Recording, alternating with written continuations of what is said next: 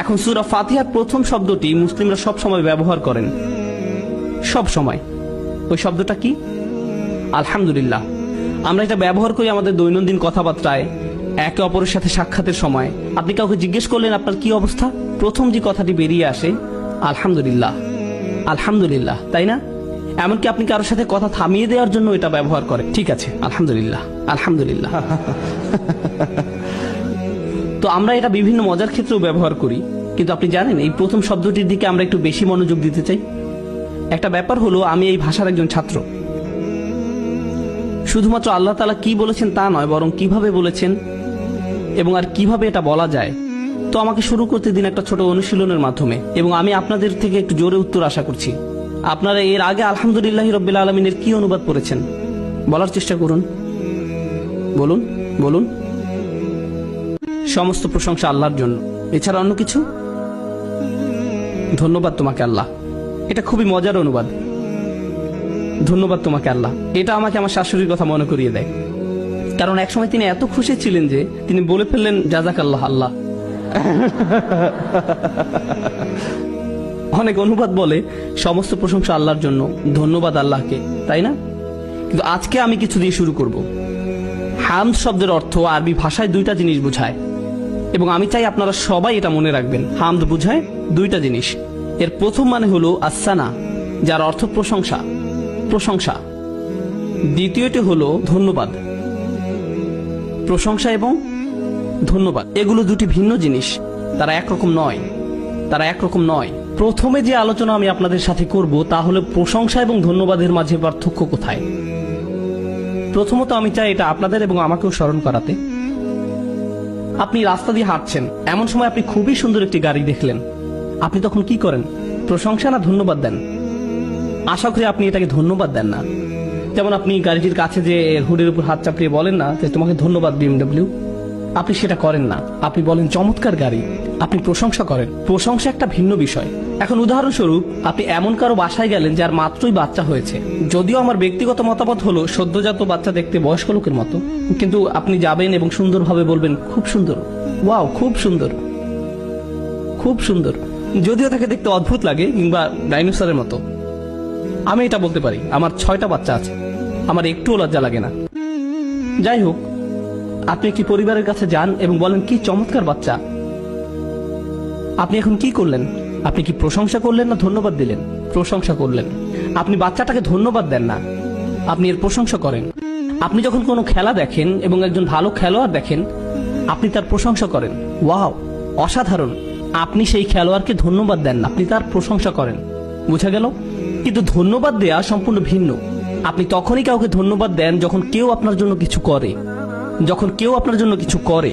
সুতরাং যখন আপনি মনোমুগ্ধকর কিছু দেখেন, যখন আপনি সুন্দর কিছু দেখেন, যখন আপনি এমন কিছু দেখেন যা আপনাকে মুগ্ধ করে, কৌতূহলী করে, তখন আপনি এর প্রশংসা করেন। যখন কেউ আপনার উপকার করে, যখন কেউ আপনার জন্য ভালো কিছু করে, আপনি তাকে ধন্যবাদ দেন, তবে নিহাত প্রশংসা করেন না। যখন আপনি কারো প্রশংসা করেন তার মানে এই না যে আপনি তাকে ধন্যবাদও দেন, এটা পরিষ্কার? যখন আপনি কোনো কিছুর প্রশংসা করেন, এটা এমন না যে আপনি তাকে ধন্যবাদ দেবেন, কিন্তু এর বিপরীতটাও সত্য। যখন আপনি কোনো কিছুকে ধন্যবাদ দেন বা কাউকে ধন্যবাদ জানান, তার মানে এই না যে আপনি তার প্রশংসা করেন। এটা নিয়ে কিছুক্ষণ চিন্তা করা যাক, কিভাবে আপনি কাউকে ধন্যবাদ জানাবেন তার প্রশংসা না করে। আপনাদের আমি কোরআন থেকে একটা দুইটা উদাহরণ দিব। আপনারা জানেন মুসা আলাইহিস সালাম খুব অদ্ভুত পরিবারে বড় হয়েছেন। কোথায় বড় হয়েছেন? তার ঠিকানা কি ছিল? বেশ বিখ্যাত ঠিকানা, তাই না? তো ফেরাউন তাকে সন্তান হিসেবে নিয়েছিল। দেখুন, ফেরাউনই তাকে লালন পালন করেছে। আর অনেক বছর পর মুসা আলাইহিস সালাম যখন ফিরে এলেন, ফেরাউন মূলত বলেছিল, কি করে, কোন সাহসে তুমি আমার সাথে এভাবে কথা বলছো? এবং ফেরাউন তাকে বলেছিল, আমরা কি তোমাকে নবজাতক হিসাবে লালিত পালিত করিনি? আমরা কি তোমাকে এখানে লালন পালন করিনি আমাদের মাঝে? তুমি কি তোমার জীবনের অনেকগুলো বছর এখানে কাটাওনি? তুমি কি করে আমাদের সাথে এভাবে কথা বলছো? সে কি বলেছিল? তুমি কি না, তুমি কি না, শূন্যস্থানটি পূরণ করুন। না না, উত্তর এটা না যে তোমার কি ঘুম পাচ্ছে না, এটা উত্তর না। তুমি কি কৃতজ্ঞ না? তুমি কি কৃতজ্ঞ নও? এবং মুসা আলাইহিস সালাম উত্তরে বললেন, ওয়াতিলকা নি'মাতুন তামান্নুহা আলাইয়া, সেটা তো ছিল আমার প্রতি আপনার একটা অনুগ্রহ, ধন্যবাদ। এটা ছিল তার ধন্যবাদ দেওয়ার ধরন।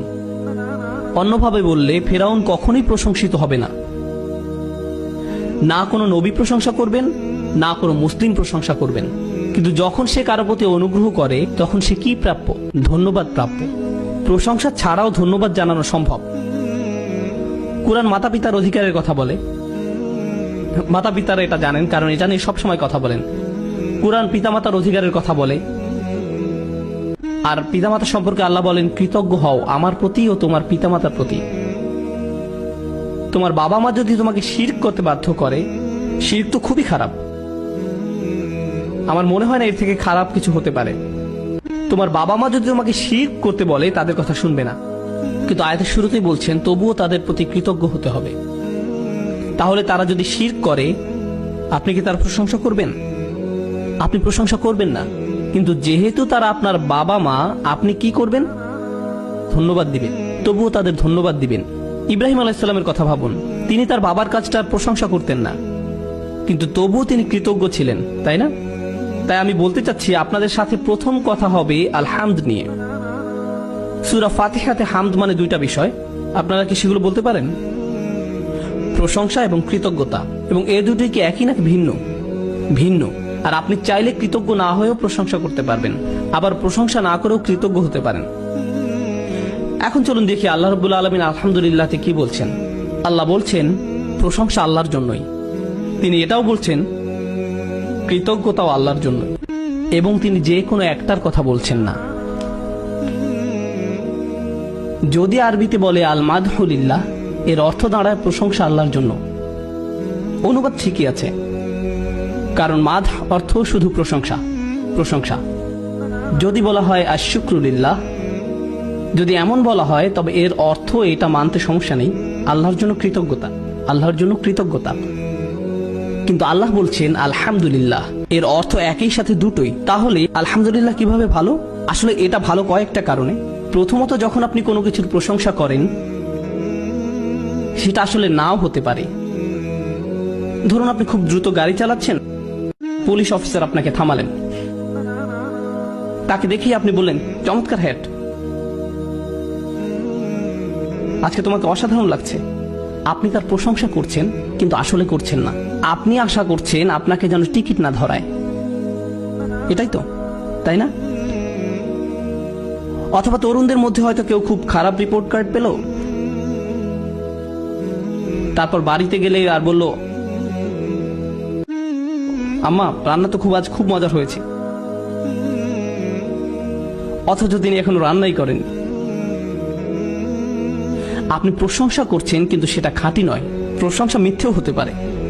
রাজাদের জন্য মিথ্যা প্রশংসা করা হয়, মিথ্যা প্রশংসা হতে পারে বসদের জন্য, বিচারকদের জন্য, সব সময় এগুলো করা হয়। অতিমাত্রায় প্রশংসা শুধুমাত্র কাউকে খুশি করার জন্য, কিন্তু এটা সত্যিকারের না, ঠিক না? ধরুন আপনি কোনো চাকরির ইন্টারভিউ দিতে গেলেন, খুবই ভয়ানক ইন্টারভিউ দিয়েছেন, আপনার দেওয়ার সবচেয়ে খারাপ ইন্টারভিউ ছিল। এমনকি তখন আপনি বের হওয়ার সময় বলেন আপনার সাথে পরিচিত হয়ে ভালো লাগলো। এটা ভালো না হলেও আপনি এই কথা বলেন, এটা মিথ্যা প্রশংসা। বুঝা গেল? অর্থাৎ যখন মাদ শব্দটি ব্যবহার করা হয়, এটা মিথ্যাও হতে পারে, এটা মিথ্যাও হতে পারে। এটা আসলে আল্লাহর জন্য পুরোপুরি উপযুক্ত নয়। আসুন শুকর নিয়ে ভাবা যাক। আল্লাহ বলছেন আশ-শুকরু লিল্লাহ, মানে সকল কৃতজ্ঞতা আল্লাহর জন্যই। কৃতজ্ঞতা আল্লাহরই জন্য। আপনি জানেন কি, আপনি কৃতজ্ঞতা তখনই স্বীকার করেন যখন আপনি উপকার স্বীকার করেন। আপনার জন্য কিছু করা হয়েছিল এবং আপনি বুঝতে পেরেছেন যে এটা আপনার জন্যই করা হয়েছিল, এবং শেষ পর্যন্ত আপনি কৃতজ্ঞতা জানান। আপনার গাড়ির চাকা পাংচার হয়ে গেছে, কেউ এসে আপনাকে সাহায্য করলো, আপনি বলবেন ধন্যবাদ। যদি আপনার গাড়ির চাকা পাংচার হয়ে থাকে এবং আপনি বুঝতেই পারলেন না যে কেউ আপনাকে সাহায্য করেছে, আপনি গাড়িতে ঘুমিয়ে আছেন বা অন্য কিছু, আপনি কি তখন কাউকে ধন্যবাদ জানাবেন? আপনি তখনই ধন্যবাদ দিবেন যখন আপনি বুঝবেন যে কেউ আপনাকে সাহায্য করেছে। অন্যভাবে বললে ধন্যবাদ একটি প্রতিক্রিয়া। বিষয়টা আপনাদের কাছে পরিষ্কার? ধন্যবাদ সবসময় কি? প্রতিক্রিয়া। আপনি কখনোই ধন্যবাদ দিয়ে শুরু করেন না, কখনোই না। আপনি হয়তো হাঁটছেন, কারোর সাথে দেখা হলেই বলেন না এই যে ধন্যবাদ। আপনি এটা করবেন না, এটা অদ্ভুত। আল্লাহ আযজা ওয়া জাল্লা হামদ শব্দটি ব্যবহার করেছেন, যা একই সাথে প্রশংসা এবং কৃতজ্ঞতা বোঝায়। এবং হ্যাঁ, আরবি ভাষায় হামদ আরবি শব্দ হিসেবে এটা শুধু অকৃত্রিমই হতে পারে, এটা তৈরি করা যায় না। এটা কৃত্রিম হয় না।